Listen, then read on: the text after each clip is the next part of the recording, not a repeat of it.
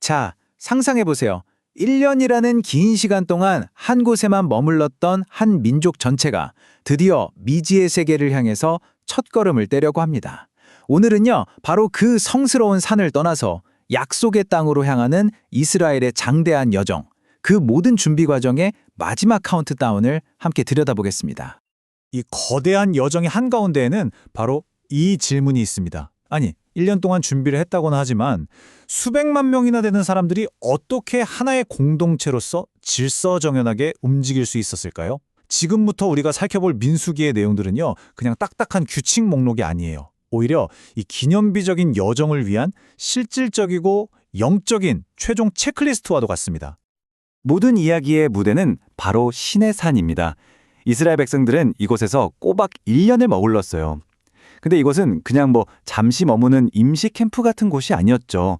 율법을 받고 또 하나님의 임재를 상징하는 성막을 지으면서 흩어져 있던 부족이 비로소 하나의 국가로 거듭나는 그야말로 정체성을 세우는 아주 중요한 시간이었습니다. 이 타임라인을 한번 보세요. 정말 빽빽하죠? 이집트를 탈출해서 시내산에 도착하고 율법을 받고 성막을 짓기까지 정말 많은 일이 있었습니다. 이렇게 거의 1년 가까이 한 곳에 머물렀던 이들이 이제 막 움직이려고 하는 겁니다. 이 긴 정지 끝에 과연 무엇이 기다리고 있을까요? 자, 이제 행진을 해야 하는데 그 전에 먼저 해결해야 할 게 있었어요. 바로 백성들 스스로가 개인적으로 또 공동체적으로 하나님께 헌신하는 방법을 명확히 하는 거였죠. 왜냐하면 이건 단순한 이주가 아니라 거룩한 목적을 향한 여정이었기 때문입니다.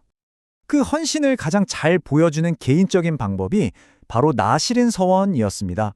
이게 정말 흥미로운 제도인데요. 제사장 같은 특별한 사람만 할 수 있는 게 아니라 남자든 여자든 누구라도 나는 일정 기간 동안 나 자신을 온전히 하나님께 바치겠습니다 라고 결심하면 할 수 있는 특별한 서원이었습니다. 나시린은 세 가지 독특한 규칙을 지켜야 했어요. 그냥 보면 좀 특이하잖아요? 근데 각각 깊은 상징적인 의미가 있었습니다. 포도와 관련된 모든 걸 멀리하는 건 일상의 즐거움으로부터의 분리를 뜻했고요. 머리카락을 자르지 않는 건 자신의 생명력을 하나님께 바친다는 헌신의 상징이었죠. 그리고 시체를 가까이 하지 않는 것은 죽음의 부정함으로부터 스스로를 성결하게 지킨다는 의미였습니다. 이렇게 개인이 하나님께 헌신했다면 이제는 공동체 전체를 향한 하나님의 약속이 선포됩니다. 아마 많은 분들이 들어보셨을 거예요. 바로 그 유명한 제사장의 축복이죠. 이건 그냥 좋은 말이 아니라 제사장들을 통해 이스라엘 온 백성에게 주시는 하나님의 공식적인 축복의 약속이었습니다. 그리고 공동체의 예배를 이끌어갈 또 다른 중요한 그룹, 바로 레위인들을 구별하는 과정도 있었습니다. 이 꼼꼼한 단계들을 보세요. 정결하게 하고 성결하게 하고 속죄하고 봉헌하고. 이건 그냥 자, 오늘부터 당신은 이 일을 하세요 하는 수준의 직무 배정이 아니었어요. 말 그대로 거룩한 구별 의식이었습니다. 자, 이렇게 영적인 준비가 어느 정도 마무리되고 나니까 이제 아주 현실적인 문제들이 남습니다. 12지파는 어떻게 한마음으로 성막을 지지했을까요? 그리고 가장 중요한 것, 그들은 대체 언제, 어디로 가야 할지 어떻게 알 수 있었을까요? 이 표를 보면요, 정말 놀라운 점이 하나 있어요. 각 지파의 지도자들이 성막을 위해 가져온 헌물이 글쎄 정확히 똑같았다는 겁니다. 이게 뭘 의미할까요? 어느 지파가 더 잘나고 못나고가 아니라 모두가 동등한 마음으로 헌신했다는 걸 보여주는 아주 강력한 상징이었던 거죠. 이 두 번째 유월절 규정은요, 와, 정말 하나님의 세심한 배려를 보여주는 대목이에요. 혹시라도 피치 못할 사정으로 이 중요한 국가적인 절기를 놓치는 사람이 없도록 한 달의 유예 기간을 더 주신 거죠. 누구도 소외되지 않도록 만드신 거예요. 정말 놀랍지 않나요? 그리고 그들의 여정에는요, 요즘으로 치면 정말 궁극의 내비게이션, 아니 GPS가 있었습니다. 낮에는 구름기둥, 밤에는 불기둥이 눈앞에 딱 보이니까 길을 잃을 염려가 전혀 없었죠.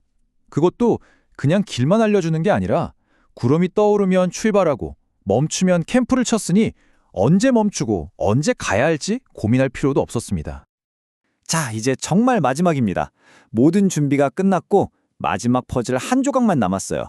바로 이 수십만 명의 대군을 어떻게 일사불란하게 움직이게 할 것인가, 그 소통의 문제죠. 그 해답은 바로 2개의 은 나팔이었습니다. 생각해 보세요. 지금처럼 무전기가 있어요? 스마트폰이 있어요? 없잖아요. 이 거대한 캠프 전체에 명령을 전달할 유일한 수단이 바로 이 나팔 소리였던 겁니다. 질서 있는 행진을 위해선 절대적으로 필요한 장치였죠. 근데 이 나팔 소리가 그냥 아무렇게나 부는 게 아니었어요. 다 약속된 신호가 있었던 거죠. 예를 들어 2 나팔을 길게 씩 불면 다들 모이세요 하는 소집 신호고요. 짧고 강하게 따다단 하고 경보음처럼 울리면 자, 이제 동쪽 진영부터 출발합니다 하는 행진 신호였던 겁니다. 그러니까 소리만 들어도 뭘 해야 할지 바로 알 수 있었던 거죠. 그리고 마침내 그들이 1년 내내 기다렸을 그 순간이 찾아옵니다. 성막 위에 항상 머물러 있던 구름이 서서히 떠오르기 시작한 거죠.